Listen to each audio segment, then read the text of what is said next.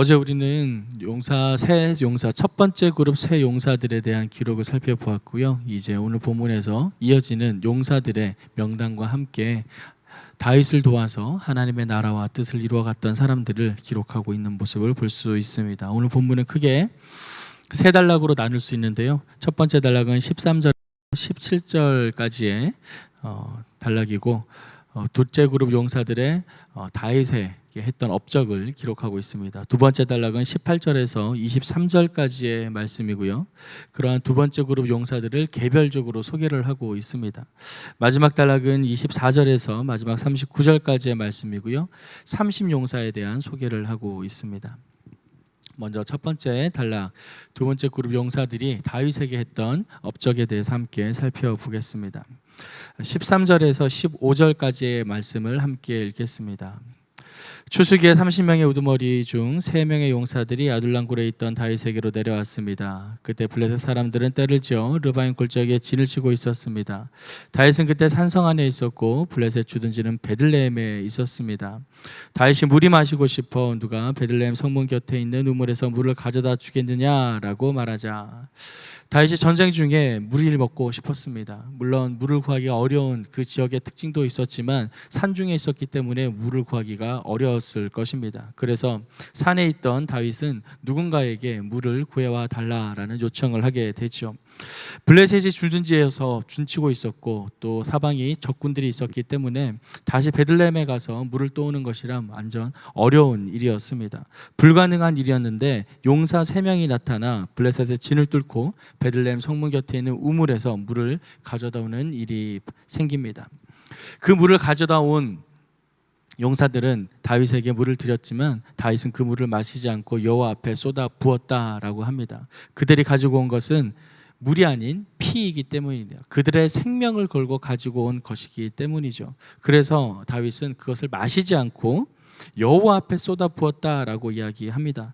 16절 하반부에 보면 그러나 다윗은 그 물을 마시지 않고 여호와 앞에 쏟아 부으며 이렇게 말했다라고 기록되어 있는데요. 여호와 앞에 쏟아 부었다라는 것은 여호와 하나님 앞에 제물로 드렸다라는 것을 의미합니다. 즉 자신의 것으로 소유하지 아니하고 그들이 생명을 걸고 했던 그 보답 담례를 하나님 앞에 드렸다라는 것이죠. 그리고 맹세를 합니다. 다시는 이러한 일을 하지 않겠다라고 이야기를 하죠. 중요한 것은 이 두 번째 그룹 용사들이 다윗에게 그만큼 충성하여 무슨 일에든 생명을 걸고 목숨을 걸고 임했다라는 것을 우리는 이 본문을 통해 확인할 수 있습니다.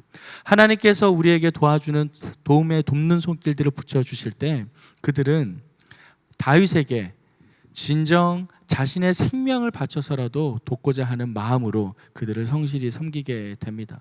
우리 또한 누군가를 도울 때 이러한 마음으로 함께 서로 돕고 협력하기를 소망합니다.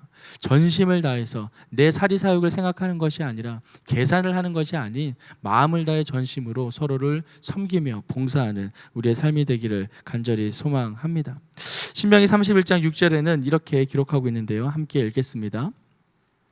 너희는 강하고 담대하라. 두려워하지 말라. 그들 앞에서 떨지 말라. 이는 내 하나님 여호와 그가 너와 함께 가시며 결코 너를 떠나지 아니하시며 버리지 아니하실 것임이라 하고, 다윗을 도왔던 이 세 용사가 목숨을 걸고 그 물을 떠왔을 때 그들은 그저 그들의 능력만으로 간 것이 아니라 하나님께서 그들과 함께 하신다라는 확신이 있었습니다. 또한 다윗을 돕는 그 모든 상황 속에서 이 또한 하나님께서 다윗을 지켜보아 하신다는 것을 그들은 확실히 알고 있었습니다. 사랑하는 성도 여러분, 우리의 모든 삶 가운데 이미 하나님께서 우리의 삶을 주관하고 계심을 믿으시기 바랍니다. 우리가 경험하지 못하고 우리가 보이지 않고 우리가 느끼지 못한다 할지라도 이미 나의 걸음걸음을 인도하시는 하나님의 섭리가 우리를 인도하고 계심을 믿으시기 바랍니다. 오히려 우리의 마음 가운데 성령님의 그 인도하심에 민감하지 못하는 부분을 회개하고 주님 앞에 더 내 자신을 내려놓고 주님의 음성 가운데 더 귀를 기울이는 우리의 삶이 되기를 간절히 소망합니다. 두 번째 단락을 살펴보겠습니다. 이제 두 번째 단락에서는 이 세 용사에 대한 개별적인 소개가 있는데요. 2명이 소개되어지고 1명은 익명으로 소개가 되지 않고 있습니다. 첫 번째 인물은 아비새입니다. 18절 말씀에 이렇게 기록되어 있습니다. 수라의 아들 요압의 동생 아비새가 이 3명의 용사 용사들의 우두머리였습니다. 그는 한번 창을 들면 300명은 거뜬히 죽였습니다. 그렇기에 그 3명의 용사들 가운데 하나로 유명했습니다. 아비새가 창을 한번 들었을 때 300명을 죽였다라고 합니다. 우리가 어제 말씀에서 살펴본 것처럼 첫 번째 그룹의 세 용사 중에 우두머리였던 요셉 바세벳은 한번 창을 들었을 때 800명을 죽였다라고 합니다. 800명과 300명 차이가 나죠. 어떻게 보면은 800명을 죽였다라는 것이 좀 더 부각되게 하기 위해서 첫 번째 그룹과 비교하여 이 숫자를 기록한 것도 있습니다. 하지만 두 번째 용사에 대한 이야기를 보면 왜 이러한 기록이 있는지를 확연히 알 수 있는데요. 20절 말씀에 보면 여호와의 아들 브나야는 큰 용맹을 떨친 갑세엘의 출신의 용사였습니다. 그는 모압의 장수 2명을 쓰러뜨렸고 눈 오는 날 구덩이 속에 들어가 사자를 죽인 적도 있었습니다. 이 두 번째 그룹의 두 용사를 소개하며 그들의 전적의 화려함을 소개하지만 결국 그들이 계속해서 첫 번째 용사 세 그룹에는 미치지 못한다라는 기록을 합니다. 19절 하반부에 보면 처음 세 용사에 미치지는 못했습니다. 그리고 23절 하반부에도 존경받았으나 처음 세 용사에 미치지는 못했습니다 라고 기록되어 있습니다. 반복해서 두 번째 그룹 용사들을 소개할 때 그들이 이러한 화려한 업적을 했으나 그러나 첫 번째 그룹보다는 미치지 못했다라고 이야기를 합니다. 중요한 것은 왜 이렇게 그 첫 번째 용사들에 미치지 못하는가? 살짝 앞부분을 어제 말씀을 살짝 보면은 10절 말씀에 10절 하반부에 이렇게 기록되어 있어요. 그리하여 여호와께서 그날 큰 승리를 안겨주셨습니다 라고 되어 있고요. 또 12절 말씀에 보면 그리하여 여호와께서 또 큰 승리를 가져다 주었습니다 라고 합니다. 첫 번째 그룹의 용사들을 소개할 때에 그들의 상황이 다른 나머지 모든 이스라엘 군대가 도망갔을 때 그 용사들만 남아서 뭐한 것을 했습니다. 그리고 그 용사들만 남아서 아무도 없는 상황 속에 그들이 승리를 경험하게 됩니다. 무엇인가요? 그들의 능력이 뛰어나서가 아닙니다. 방금 읽었던 말씀처럼 여호와께서 그날 큰 승리를 안겨주었다. 여호와께서 큰 승리를 가져다 주었다. 즉 그들의 능력으로 이룬 것이 아니라 하나님의 능력으로 이루었다. 이것이 첫 번째 그룹 용사와 두 번째 그룹의 용사를 나누는 기준이 됩니다. 전적으로 하나님께서 하신 것에 의한 용사들, 그러나 그렇지 못한 두 번째 그룹의 용사들, 두 번째 그룹의 용사들이 용맹하지 못하다는 것이 아니라 그들도 용맹하나 그들보다는 전적으로 하나님 앞에 의지했던 첫 번째 그룹의 용사들이 훨씬 더 하나님 앞에 하나님 뜻에 합당하다라는 것이죠. 그렇기에 두 번째 그룹의 용사들이 뛰어난 그들의 화려한 전적에도 불구하고 처음 세 용사에 미치지 못했다라는 것은 하나님의 섭리 가운데 그들이 하나님께 쓰임받았다라는 것을 우리는 알 수 있습니다. 전적으로 하나님을 의지할 때 우리는 하나님의 용사로 온전히 세움을 받을 수 있습니다. 고린도후서 10장 4절에는 이렇게 기록하고 있는데요.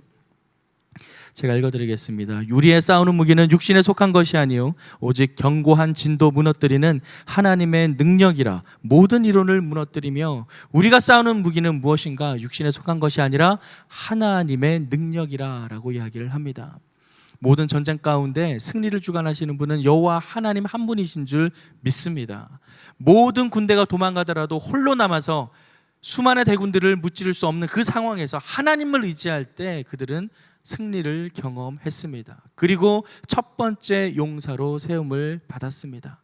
아무리 나의 능력이 화려하고 나의 능력이 뛰어나다 할지라도 하나님을 의지하지 않고 하나님 없이 행한다면 그것은 용사가 아닌 그저 사람의 일일 뿐입니다. 우리의 모든 삶 가운데 하나님의 능력으로 말미암아 승리를 경험하는 저와 여러분의 삶이 되기를 간절히 소망합니다. 이렇게 두 번째 그룹의 용사들의 소개가 끝난 후에 마지막 30명의 용사들에 대해 소개를 합니다. 30명의 용사들의 이름이 하나하나 다 기록되어 있습니다. 근데 여기서 특별한 점 두 가지가 있는데요. 먼저 36절과 37절 또 39절에 보면 소바 사람, 암몬 사람, 헷 사람이 기록되어 있습니다. 이들은 이스라엘 민족들이 아닙니다. 이방인들입니다. 다윗이 함께 전쟁에서 싸웠던 용사들 중에 이방인이 있었다라는 것이죠. 이방이 있었다는 것은 큰 의미를 갖습니다. 무엇인가? 바로 하나님의 구원의 계획이 이스라엘 안에만 머무는 것이 아니라 모든 열방 가운데 미친다라는 사실을 우리에게 보여줍니다. 에베소서 3장 6절 말씀에는 이렇게 기록되어 있는데요. 이는 이방인들의 복음으로 말미암아 그리스도 예수 안에서 함께 상속자가 되고 함께 지체가 되고 함께 약속에 참여하는 자가 됨이라. 아멘. 그 당시 하나님께 선택받은 민족으로서 이스라엘 백성은 자부심이 있었습니다. 또한 그 자부심이 넘어서 오히려 교만한 지경에 이르기도 했었지요. 하지만 지금 다윗은 그러한 이스라엘만을 선택한 하나님의 역사를 본 것이 아니라 모든 열방과 민족을 품으시고자 하는 하나님의 마음을 알고 있었던 것입니다. 그렇기에 30명의 용사 중에 이방 민족 출신의 사람들도 포함되어 있습니다. 또 한 가지 놀라운 기록이 있습니다. 바로 마지막 39절 말씀인데요. 39절 말씀을 함께 읽겠습니다. 시작.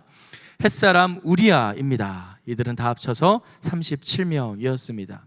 나중에 집에 돌아가셔서 한번 30명의 용사들을 한번 하나하나 세보세요. 세보시면 정말 30명이 있습니다. 그런데 어디까지가 30명이냐면 39절 앞까지 이들 사람 가렙까지가 30명입니다.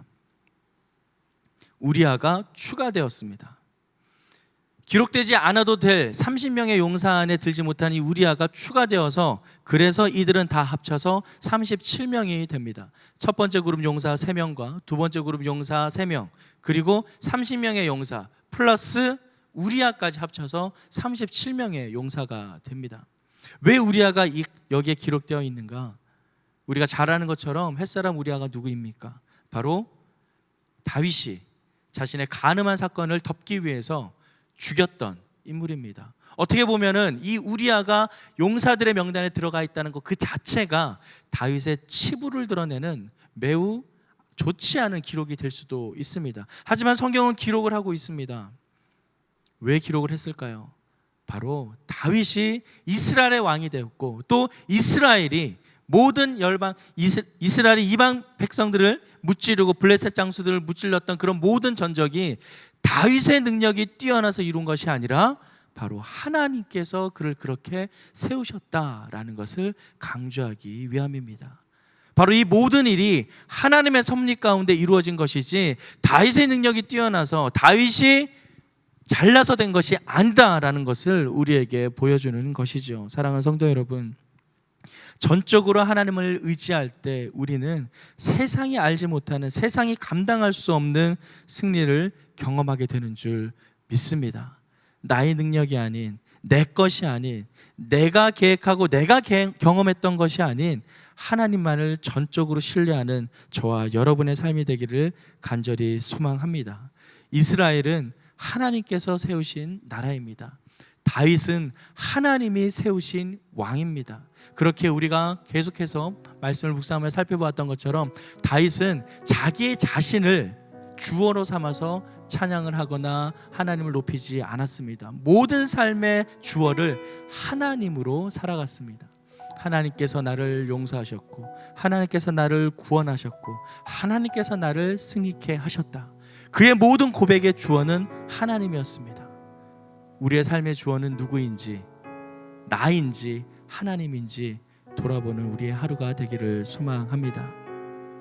우리가 읽었던 이 에베소서 말씀처럼 그리스도 예수 안에서 함께 상속자가 되고 함께 지체가 되고 약속에 참여하는 것, 이것은 나의 뜻이 아닌 하나님의 뜻입니다.